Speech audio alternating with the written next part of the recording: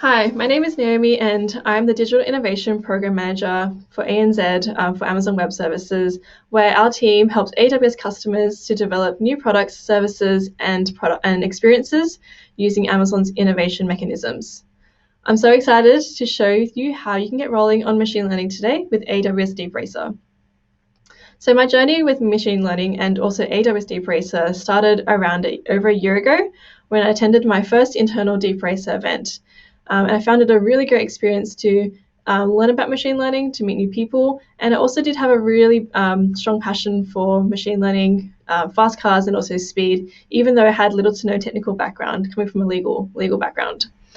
But since then, I've learned about reinforcement learning. I've also gotten to meet really great people who are willing to share their knowledge with me as well. So let's get started and see what this session has in store for the PIC crew today. So firstly, I'll be introducing you to the AWS Deep Racer. I'll introduce you to the concepts of reinforcement learning and then dive deep into the console and what virtual racing looks like in the simulator and also what the architecture of Deep Racer is. Saving the best for last, I'll be sharing the new updates to the AWS Deep Racer League in 2021, where you'll want to stay around for that to hear what prizes and what new updates there are in the console. So, what is AWS Deep Racer? The AWS Deep Racer is a 1/18 scale robotic car that was launched in 2018. And it was a fun way for developers to learn about machine learning. And through the past 2 years, this continues to be the case today, and it has enabled thousands of developers to get hands-on with reinforcement learning. So Deep Racer literally puts reinforcement learning in the hands of everyday developers of all machine learning skill sets. So even if you've mastered Deep Racer before, the Evo now expands the learning and racing with new challenges to solve with sensors that enable it to detect objects. They've swapped out the single camera to have a stereo camera and a light detection and ranging sensor called a LiDAR sensor. So even if you have the standard AWS Deep Racer cart, all you need to do is to buy the sensor and you can upgrade it to Evo functionality. Now, if you don't have an AWS Deep Racer, like myself, you don't have to wait around for your physical Deep Racer car to start learning. You can actually start in the AWS console, where there are 3D simulators which help you to build, train, and race these models. You can also start learning now and build models to race in the 2021 AWS Deep Racer League for a chance for you to go to Vegas as well. Or you can start your own league of your own in your community through the community racing tools to build models to race against your colleagues and also your friends. Now, let's talk about reinforcement learning. And this is the main concept that powers the Deep Racer. So since the 1950s, AI has transformed dramatically since then due to the emergence of cloud computing and also powerful computing capacity. Now, AI is extremely ubiquitous as enormous quantities of data are now available. And it's present in everyday life, such as your phone, your Alexa, your smartwatch, and also in social media. So when we talk about artificial intelligence, we really are referring to anything that encompasses services that can mimic human-like behavior. And that's what we consider as AI. So one concept, one aspect that humans are really good at is learning how to classify things or events, and also how to make simple predictions based on past behavior. So within artificial intelligence, we have this subset of machine learning. And machine learning is essentially, it aims to replicate this human ability to predict and also to classify things. So to burst your bubble, machines don't actually learn. So what a learning machine does is it typically finds a mathematical formula which, when applied to a collection of inputs called training data, produces the desired outputs. And by using these statistical techniques to learn from the data, you can build models that figure out patterns and become really good at making predictions. So here on the screen, you can see the 3 types of machine learning. You have reinforcement learning, unsupervised learning, and supervised learning. However, reinforcement learning is the one that the AWS Deep Racer uses, so we'll dive a little bit deeper into that later. So as I just said, there are 3 main categories. Let's look into them. So supervised learning, it's about building a model to predict a value or to classify data. And these models are trained using huge amounts of curated training data that have labels attached to them. So, for example, you can feed the model through thousands of images of dogs that have been labeled a dog. Over time, the model will learn during training that a dog is a dog. And since it's trained during inference, if you give the model an image, it can decide whether it is a dog or not. And this is a great example of linear regression, which can be used for video recognition.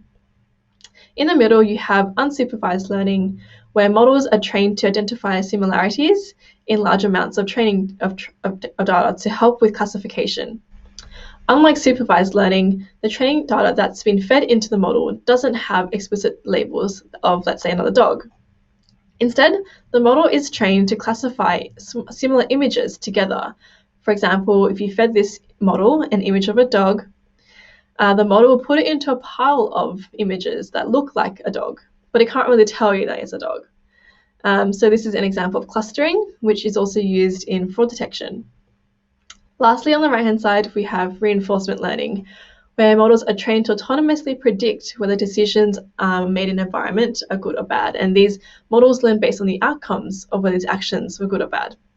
And that's used in the deep racer, in robotics, and also in recommendation systems. So here we have the three main categories of machine learning. And all of these types of machine learning models are deployed in the real world today. So let's look into reinforcement learning a little bit more.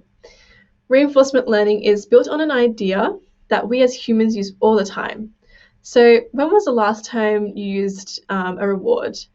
Perhaps to incentivize your dog to do a trick, or to get your child to behave. So think about this method that's used to train a pet. We give cookies for good behavior. We don't give cookies for bad behavior. And if dogs can quickly learn that they should or should not do particular things, you might be able to train your dog into a circus dog if you're successful. So to be more detailed, reinforcement learning is a machine learning technique that enables an agent to learn in an interactive, real-time environment by trial and error, using feedback from its own actions or even feedback given in the form of rewards. So these are a few concepts on the screen which will help you to understand reinforcement learning a little bit more. So within the simulator, we have an agent, which is a piece of software, and that acts autonomously in a given environment to reach a specified goal. In our case, the agent is the AWS Deep Racer vehicle, and the goal is to finish a lap around the track. Next, we have the environment, which is a surrounding area our agent interacts within. And in our case, this is a track that we designed and have configured within AWS RoboMaker. So the agent starts off on the track at the starting line, which we will refer to as the initial state. Now, the state is defined simply by the current position within the environment that is visible or known to our agent, which it will need to act upon. Basically, this is what the car sees, or the agent sees through its camera. Now, for every state, our agent needs to take an action to try and achieve its goal of making a lap. And depending on which action it takes in the given state, it will be given a reward. So if the chosen action gets the agent closer to the goal, you can reinforce this action in the future through a positive reward, or you could discourage it or give it a negative reward, or you can give it no reward at all. And the reward is provided by the environment itself and specified through the reward function, that is code written to incentivize behavior through parameters defined by the creator of the environment. And I'll be showing you a sample reward function later on during the demo. The last concept here is an episode, which represents each iteration where an agent goes from the start position to a termination state.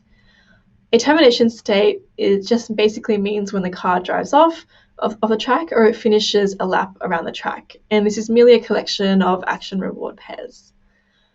So as I mentioned before, the reward function incentivizes particular behaviors, and this is the core of reinforcement learning.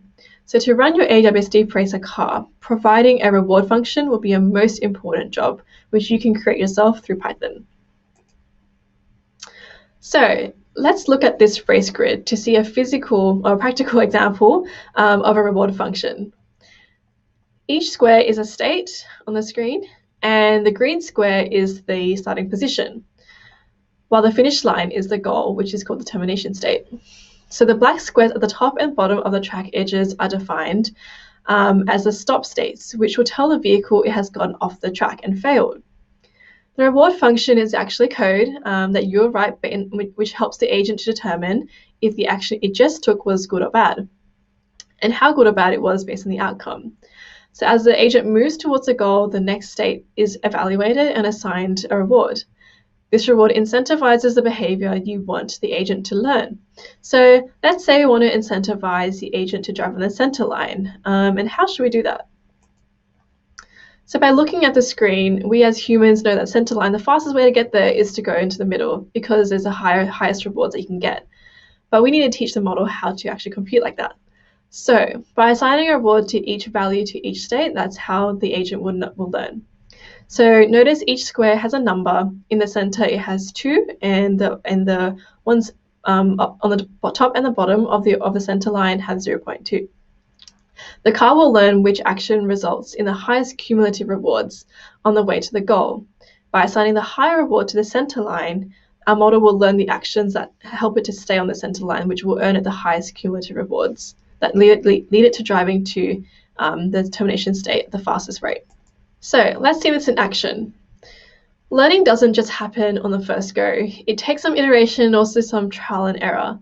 So it will take multiple episodes or trips around the track where the agent needs to explore and to see what can get it the highest rewards.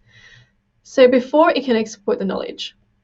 Eventually, it will reach convergence where the model starts to frequently pick specific actions based on the state it is. And notice on the reward graph on the left-hand side, it connects to what you see on the console on the right. So after each episode, the agent gets the highest cumulative reward, and you'll see that after multiple episodes.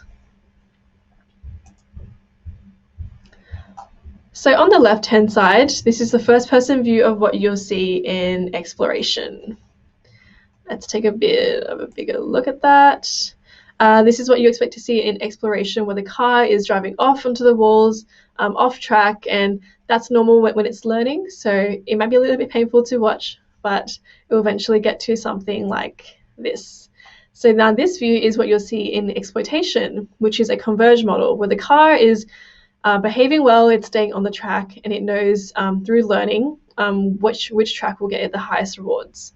So let's talk about the training process, which at the end produces a model that navigates the track for the highest rewards. The car interacts with the simulated racetrack environment during training with an overall goal to get to the finish line while maximizing its total rewards. After each picture, Deep Racer will take an action like changing the speed or steering angle. And the cool thing about Deep Racer Evo is that it has stereo cameras and the LiDAR, so it has more depth of view for its state and can sense objects as well. So when the car ends up in a new state, it receives a reward based on the action it chose. Learning in its repetitive process, generally around 20 episodes from the track, which you can actually control the amount of episodes using hyperparameters that you set. The more it gets around the track and the more experience and knowledge it collects. At the end of the process, it produces what you see on the right-hand side, which is the model. The more knowledge the model collects, the smarter it becomes, and is able to figure out which actions in which state lead to the highest cumulative rewards, and uses that knowledge in future in driving decisions. So once training is finished, you have a model that can be uploaded to the physical agent, which is essentially a real AWS Deep Racer vehicle that will then use the model to navigate a physical track in the real world. Unlike the race grid, Deep Racer can't explore all states in the simulator. It will simply take way too long. So how can we fully determine the value of ending up in each state? How do we select the action if we don't know the value of the states? And how do we ultimately get a policy function that maps state inputs to action? So we can actually approximate this function. This is commonly referred to as policy optimization, and Deep Racer uses a form of policy optimization called proximal policy optimization. And we'll look into how the neural network that represents a policy function works. So the Deep Racer uses a neural network architecture with multiple layers. So think of it as a way to extract patterns from the image, trying to figure out which action leads to the best rewards. On the left-hand side, there is an input. On the far right-hand side, there is an output and the action to take. So a neural network arch looks like this, and this is a simple 6-layer network. So the first layer is the input layer. This is the image of the state, and really it's grayscale, so it doesn't quite look like this in the camera, but also when you use the EVA, you're actually getting 2 images instead of 1, and they're both stacked together. And if you're using the LiDAR sensor as well, you'll get another vector showing the 90 degrees behind the car. From this input layer, the captured pixels go through the 3-layer convolutional neural network, called CNN, to help identify the features from the image needed to make driving decisions. So this could be things like the track border, the centerline waypoints, the field on the track or out of the track, and also more. It then feeds these features into a second neural network, the policy network, which helps it to determine what action or driving decision should be made in the final output. Should the car speed up, slow down, turn right, turn left? The policy network adjusts weights to help determine what action to take. And the weights are just a level of importance given to the input value of features in the image and the order to determine the actions. Now, let's talk about the DeepRacer console. We all love a good architecture. So this is the AWS DeepRacer simulator architecture. And it's a console, and the console is essentially an abstraction, which is on top of API calls. And you don't need to stand up these resources yourself. It's already all packaged for you to get started. So behind the scenes, there are multiple services to make the AWS DeepRacer possible. Firstly, you have Amazon SageMaker, which trains the reinforcement learning model. And you also have AWS RoboMaker, which provides a 3D simulation environment. And they communicate together using Amazon S3. For example, the experience of the state, the action, the new state, and rewards is generated in AWS RoboMaker and is used to train the model in SageMaker. And there are several iterations of it back and forth. So Amazon S3 stores the model. Now, Amazon CloudWatch also stores logs, and Amazon Kinesis Video Stream displays a video in the console. So this is the most important piece that we want to talk about for you to make your fastest model to win any DeepRacer league. It's the reward function, which you authored in the console using the Python code. So the great thing is that to help you jumpstart, there are actually 3 sample reward functions that you can get up and running quickly. During training, the agent takes an action and the position of the car, which is updated in the simulator. The reward function is used to determine how good or how bad the outcome of the action is. But how will the reward function know if the outcome is good or bad? Well, after each action, you get variables containing measurements from the simulator. So you can use these variables inside of your reward function. For example, the simulator tells you how close the car is from the center line of the track and how wide the track is. So you can give a higher reward for being closer to the center line of the track. And behind the scenes, the reward function is simply a Lambda function, which validates it and checks whether the syntax of the code is actually functioning before you save it and try to train with it. Now, let's look at the track components and simulator measurements that can be used for your reward function. So how do we know what to modify and which parameters are defined in the environment? So this is a first-person view of the AWS DeepRacer as it drives down the track. And the main components of this track are the track wall, you have the track field, which is also considered off-track, you have the track boundaries, which are 2 lines around the track surface, and then the track surface or on-track, which includes the 2 boundary lines, and then the center line of the track, which is a dotted line in orange. These components are quite important because we can use them to determine whether an action resulted is good or a bad outcome, and there are a few other components that we can look at.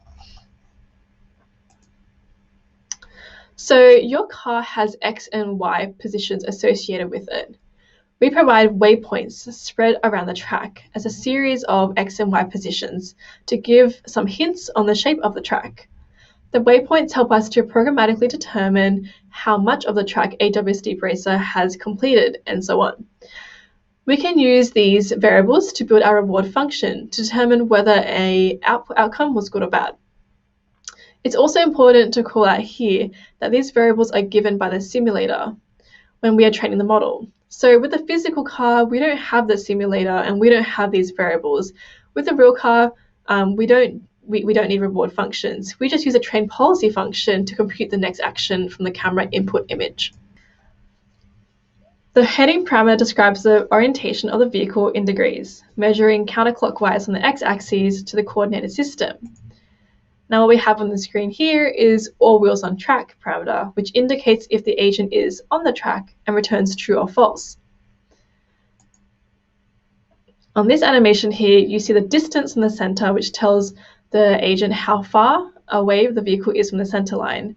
And there are other variables available to you, like progress is reversed, and you can use these to build your reward functions, all available in documentation on the website today.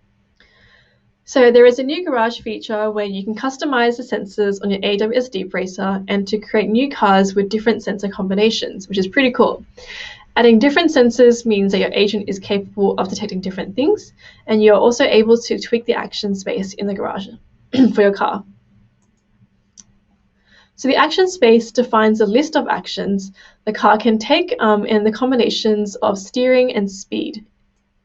The more actions you provide, the longer it will take to train the model, but potentially you'll get a better range of actions as a car is going around the track. The action space is set before training and it can't be changed once trained. So have a play around with the action space to see what works best for your models. So now that you've heard the fundamentals of AWS Deep Racer and of also reinforcement learning, you are now ready to join the 2021 AWS Deep Racer League, where there are 2 skills-based divisions to compete in, with open and time trial. And it's also the pro competition in head-to-head and then the Grand Prix for top 12. Participants can earn digital rewards, including body shapes, body paints, wraps, and more for your cars, exclusive rewards for the pros as well, and top 10% races in the open division will move to the pros. You can start in the open division and work your way up to compete against the pros, and pro racers also earn merchandise. So the Deep Racer Evo cars and qualifications for the championships cups during the reInvent 2021 race will be there. And there are also quarterly special events for partners such as Formula One for fun racing events with special rewards and guests. So there are also several resources out there that can help you to get started with AWS Deep Racer. And believe me, once you get started racing, you will not want to stop. So I hope you enjoy spending time experimenting, tweaking your reward functions to move up the leaderboard. And hopefully you can start a community race to compete with your friends and colleagues. And like I mentioned, you don't need a physical race to start training and racing. You can do it all virtually today. So drive on over to the Deep Racer console and get on the track and start racing for prizes and glory. I'll see you at the finish line. Before you go, I know you joined the Machine Learning Summit to learn and for you to keep learning during and after the summit. We have resources from AWS training and certifications. So we have over 65 courses, many which are available are free and also on demand, as well as virtual instructor-led trainings with AWS experts, which will help you or your team to learn or apply machine learning to your business, unlocking new insights and value. When you're ready, prepare for the AWS Certified Machine Learning Specialty Certification exam, which validates your skills and provides an industry-recognized credential. All the assets mentioned can be found in the downloadable attachment. Thank you and good luck.